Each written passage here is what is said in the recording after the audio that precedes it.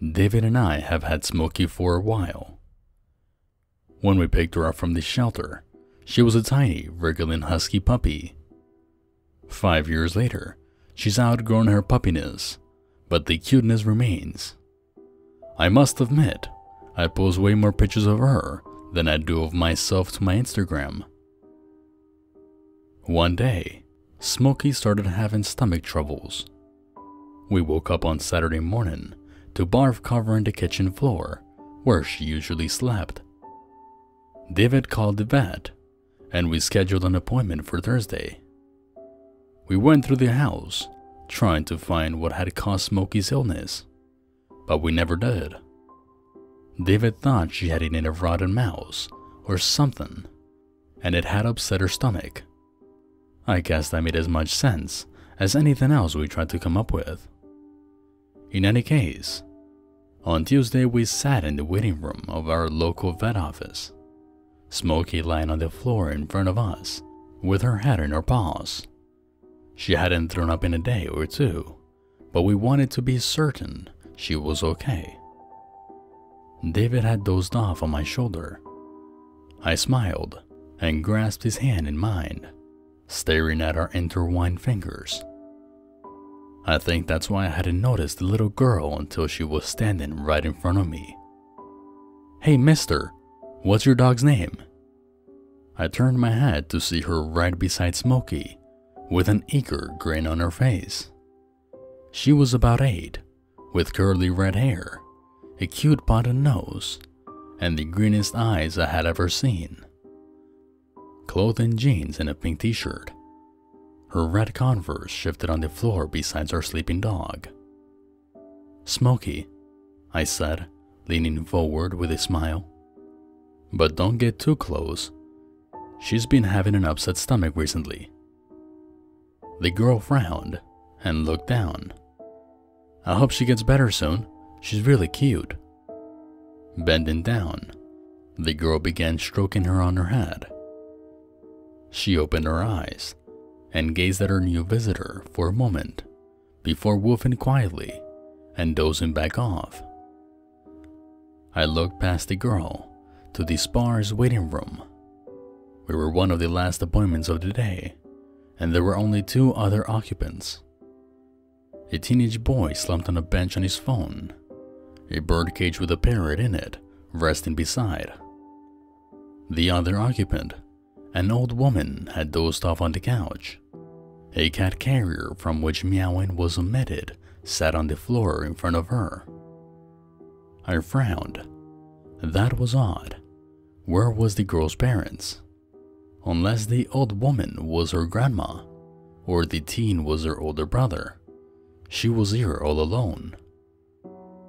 When I looked back down, I saw that the girl had crouched on her knees and was gazing intently at Smokey. David jolted beside me. "Are we up next?" he asked in a tired voice. I answered negatively, and he smiled as he looked down. "Well, who's this?" he asked. "What's your name?" Instead of answering his question, the girl was now standing up, looking Smokey over like she was appraising something for an auction. "Are you the Paulsons?" the receptionist suddenly asked from her desk. I looked up and nodded. "Dr. Lewis will see you in a few minutes. Sorry about the wait." I ignored her and stared instead at the girl who was still looking at Smokey in that odd way. "Where are your parents?" I asked. David gave me a look. "Oh, come on, Ben. Let her look at Smokey." But the way she was looking at her made me nervous. I know that sounds strange, but it was just creeping me out. "Where are your parents?" I asked again, a little harder than I intended to. The girl didn't take her eyes away from our dog. "What can Smokey do? Can she shake?" David nodded, although hesitantly. Go ahead, try it." The girl looked down and said, "Smokey, shake." Smokey seemed too tired or too uninterested to follow the girl's instructions and did nothing. "Can she sit and stay?" the girl asked, almost bending downward with the intensity of her staring. David seemed to sense that something was wrong as well, because he asked, "Where are your parents?" In the time since looking around, the woman had gone in, and the teen was just leaving. "Can she play the face game?" That made us pause. The receptionist looking up, confusion crossing her face. "The what?" David asked, sitting up straighter and pulling slightly on the leash. "It's really easy," the girl said. "Let me show you." Before anyone could stop her, she bent down and grabbed Smokey's head in her hands. She began passing it between her fingers, muttering something in a low whisper. Smokey whined and started to try to pull away, but her grip was like a vice. Her gaze intensified, and her fingernails suddenly dug into the side of Smokey's head. At this point, David and I were on our feet, grabbing at her collar and pulling her away from the girl. A few seconds later, she released her, fingers dripping with blood. Smokey whined on the floor, red marks blossoming on her white and black fur. She laughed and ran out the door, pausing only once to turn back. "She can." After that spectacle, Dr. Lewis looked Smokey over carefully. He prescribed her some pills, and even appraised the intensity of the punctures the girl's fingernails had made on her face. "It's nothing life-threatening, don't worry about it, but I would keep her close for the next few days. She looks pretty rattled." He stroked her head while she lay on the operating table, shivering. On our way out, we asked the receptionist when the girl had come in, as all the visitors needed to sign a sheet. "I've never seen her before, and she didn't sign her name. Parents have to sign for children too, so she wasn't a child of anyone that came in today. I hope Smokey feels better, poor thing." That night, David and I ate an uneasy dinner. We sat in the living room, aimlessly scrolling through Netflix. "I just don't get it," he said. "Why would she do something like that? Do you think her parents are drug addicts or something? There has to be some sort of explanation." I shrugged. "Who knows? Kids are all kinds of screwed up these days. She was a psychotic brat for doing it, but there's nothing we could do now." Smokey laid on the couch next to us, her head in David's lap. "All that matters is that she's okay. I really hope those pills work." We went to bed soon after, shutting the lights off and climbing between the sheets. Just to be safe, we put Smokey on our room. She whined and pawed at the door, her facial injuries already forgotten. I know, you usually sleep in the kitchen, but just humor us tonight, okay?" She snuffled as if in understanding, and planted herself on the foot of our bed, curling up. Soon after, all three of us fell asleep. A few hours later, I awoke suddenly. I sat up and rubbed the sleep out of my eyes. David still dozed beside me, snorting loudly. I blinked, and I adjusted to the darkness. I noticed something. The door to the bedroom was open. Smokey was missing from the foot of the bed. Any other night, I probably would have just shrugged it off and gone back to sleep. Smokey was smart. I was sure she could have found a way to get out of the room somehow. But after all that had happened that day, I knew I couldn't take the slightest precaution. I slipped out of bed and walked into the hallway, peering down the dark stairwell. "Smokey?" I called out in a quiet voice.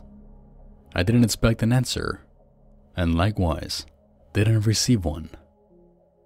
Descending the stairs, I headed into the kitchen. It made the most sense that she would be there. It was where she usually slept. I didn't turn on any of the lights, so as to not startle her. The floor was barren. the green light from the digital clock on the oven casting a strange glow. I turned and crossed the hall, entering the living room. The drapes had been drawn, blocking any potential light that may have come from the street lamp outside. As I did so, I became aware of a faint growling noise. I frowned. That was odd. Smokey was usually so calm and docile. Squinting, I saw a dark shape barely peeking out from behind the couch. "Smokey?" I whispered again, stepping forward. The growling ceased, and the faint panting could be heard. I sighed in relief. She must have been having a nightmare. Sure enough, her face peeked out from the corner of the couch. Stepping forward, I reached a hand out and ran it down, ruffling her fur. My hand froze when I looked closer. Her face looked normal, to be sure. It had all the necessary elements: snout, black and white fur, lolling pink tongue. But it all felt wrong. The fur, it wasn't soft and fluffy like it should be. It felt wiry and oily, almost stiff under my touch. The teeth, I could barely see them poking out from under the black lips. But they didn't look pointed. They looked squared. And the eyes. Smokey was a husky after all. Her eyes were a deep, brilliant shade of ice blue. These were green. I made the connection then. A scream formed in my throat. I stepped back just a second too late. A loud howl erupted from the thing behind the couch, and the square human teeth sank deep into my hand. I cried out in pain as it began shaking its head around, shredding the skin. With a mighty tug, I wrenched it from its jaws and fell backwards, crashing into the coffee table. I picked myself up again and ran for the stairs, casting a fleeting glance behind me.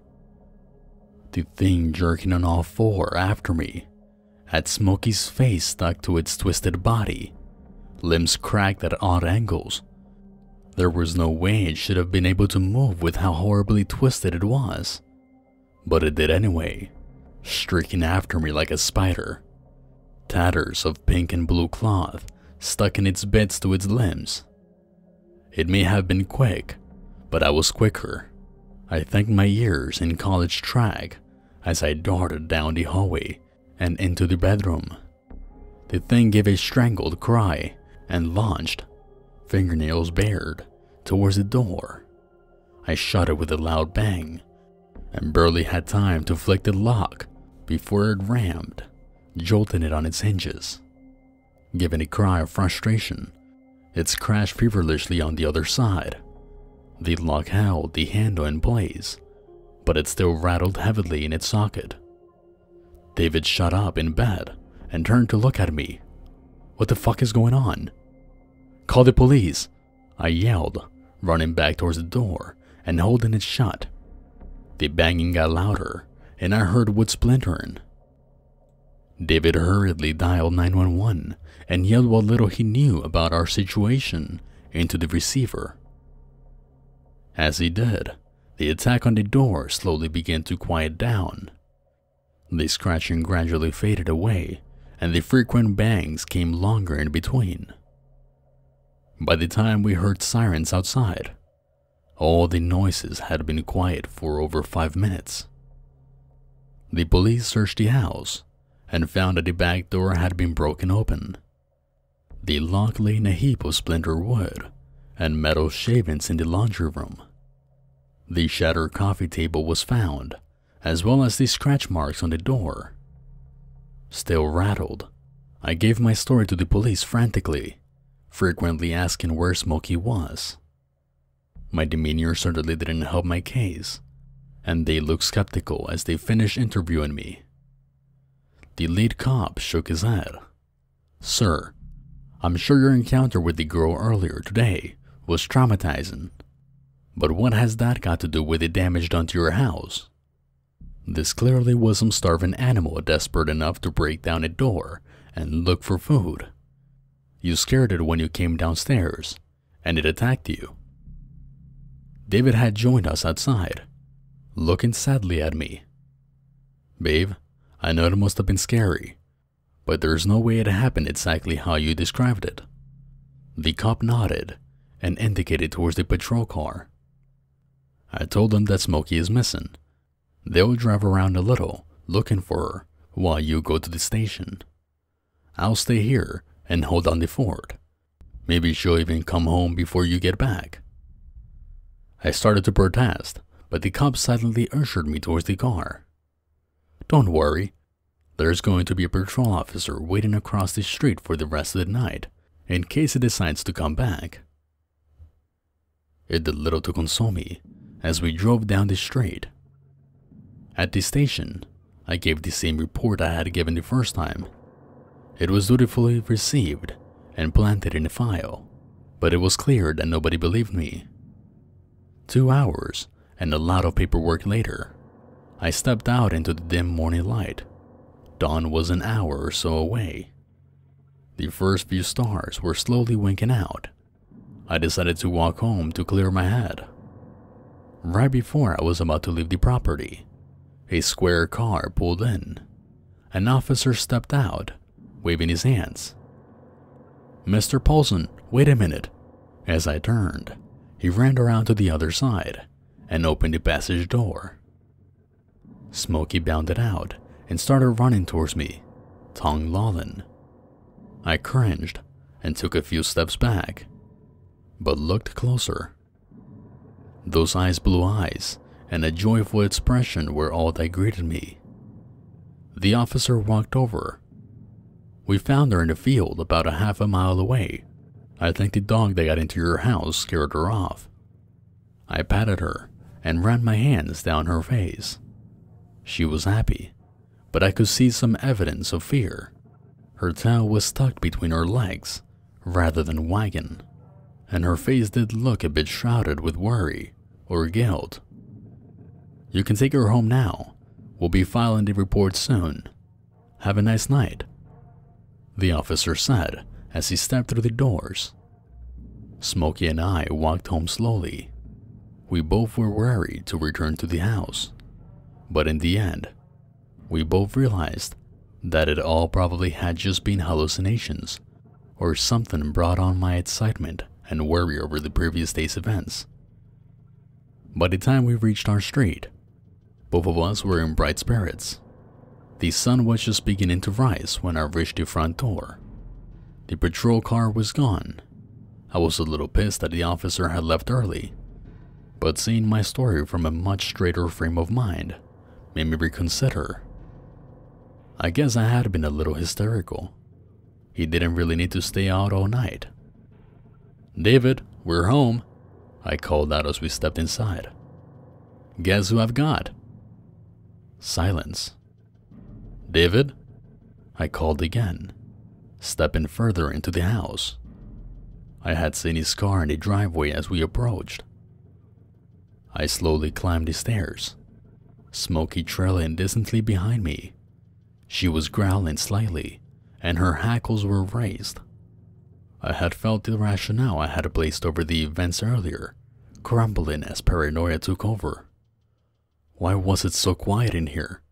Where was David? I walked uneasy down the hallway and placed a hand on the bedroom doorknob. Taking a deep breath, I pushed it open. It splashed in the pool of blood as it swung.